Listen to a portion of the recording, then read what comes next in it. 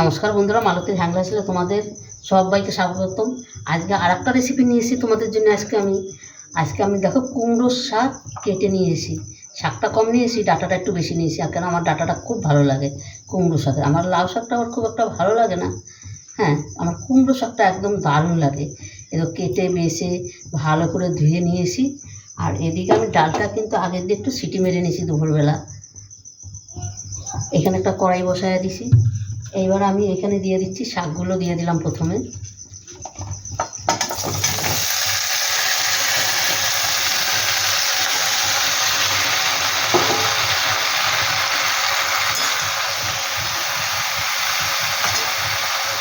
দিয়ে দিলাম কাঁচা লঙ্কা।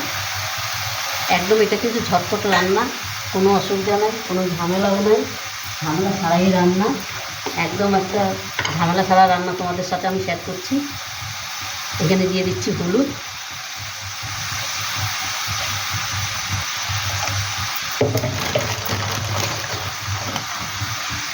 দিয়ে দিলাম আন্দাজ মতন লবণ।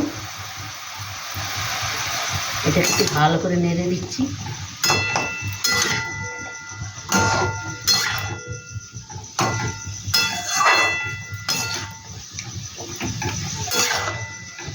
এখানে বন্ধুরা ডালে অনেকটা জল আছে, সেই জলটা আমি কিছুটা এখানে দিয়ে দিচ্ছি, তাহলে আমার শাকটা সিদ্ধ হয়ে যাবে। আর এই ডালটা আমি পরে দেবো। আর একটু জল দেব, আর একটু জল দিয়ে দিচ্ছি, কেন ডাঁটাগুলো ভালো সিদ্ধ করতে হবে।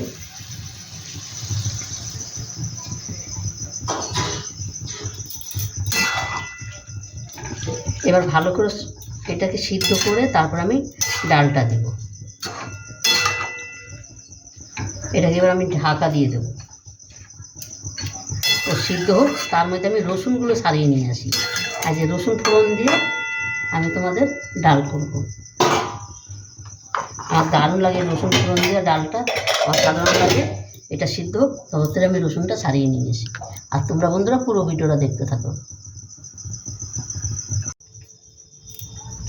বন্ধুরা দেখো অনেকটা বেশ সুন্দর কিন্তু সিদ্ধ হয়ে গেছে। ডাঁটাগুলো বেশ দেখো খুব সুন্দর সিদ্ধ হয়ে গেছে কিন্তু। এবার আমি ডালটা দিয়ে দেবো। ডালটা দিয়ে আবার কিছু সময় একটু রান্না করে নেব।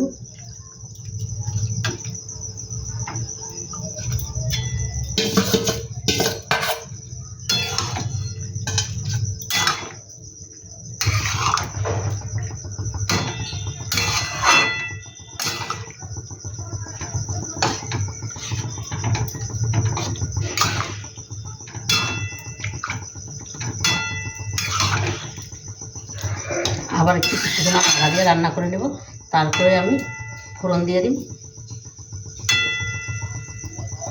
এইভাবে হইতে থাক। আবার ঢাকাটা দিয়ে দিচ্ছি আমি।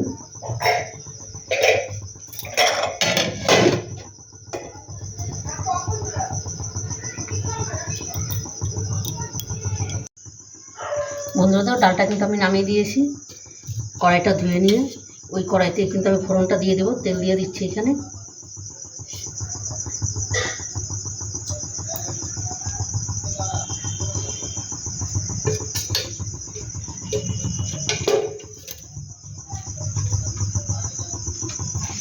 এটা কিন্তু আমি পাঁচফোড়ন দিয়ে রান্নাটা করব।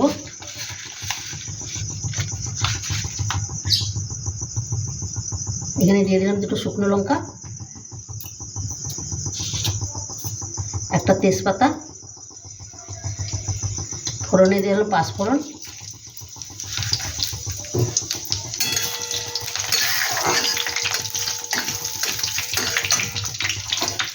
দিয়ে দিচ্ছি দেখো রসুন। বেশ খালি রসুন কিন্তু আমি কুচি এই থেতো করে দিচ্ছি। থেতো করলে রসুনটার গন্ধটা দারুণ আছে কিন্তু, তাই কিন্তু আমি থেতলে নিয়েছি রসুনটা। এবার রসুনটা একটু লাল লাল করে ভেজে নেব। খুব লাল লাল করবো না, এখানে একটু লাল লাল করে ভাজবো, তাহলে খেতেও ভালো লাগবে।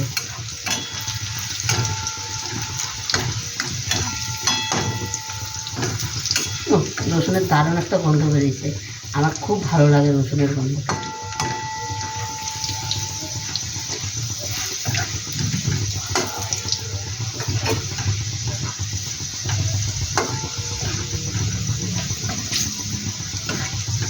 এখন রসুনগুলো কিন্তু আমার ভাজা হয়ে গেছে লাল লাল। এর থেকে বেশি লাল করলে কিন্তু আমার ভালো লাগবে না।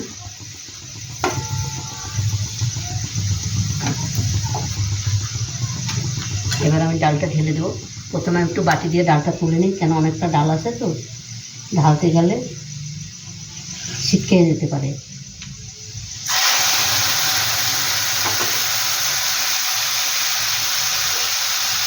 এবার আমি সম্পূর্ণ ঢেলে দিচ্ছি।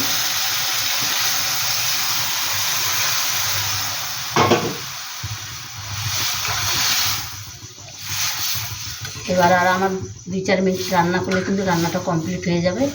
আমার নুন টুন সবই ঠিকঠাক আছে। একটু চিনি দিয়ে দিচ্ছি, কেন এটা একটু মিষ্টি না হলে ভালো লাগবে না, তাই বেশি দেবো না। আমি কিন্তু একদমই মিষ্টি কম খাই, যে কোনো সবজিতেই মিষ্টিটা আমি খুব কম দিই।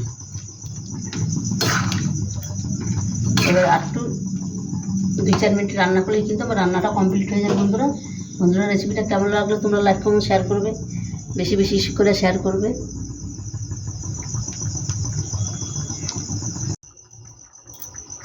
বন্ধুরা দেখো, কুমড়ো শাকের ডালটা কিন্তু আমার পুরো রেডি হয়ে গেছে, কমপ্লিট হয়ে গেছে। গ্যাসটা একদমই আমি বন্ধ করলেই বন্ধ করে দেবো।